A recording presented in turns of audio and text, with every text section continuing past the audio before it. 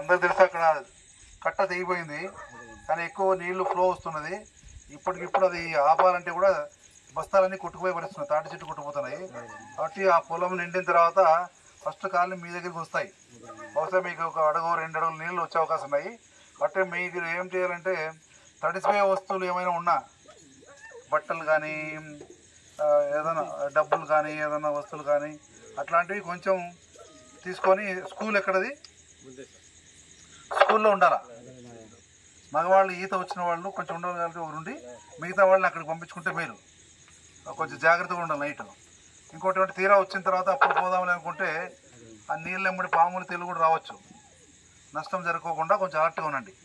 5కి మేలుకుంటూ ఉండి ఫుల్ వచ్చింది అన్నప్పుడు రెడీగా పెట్టుకొని ఉండి, ఇప్పుడు ఏమైనా తీసి మంచం మీద పెట్టండి.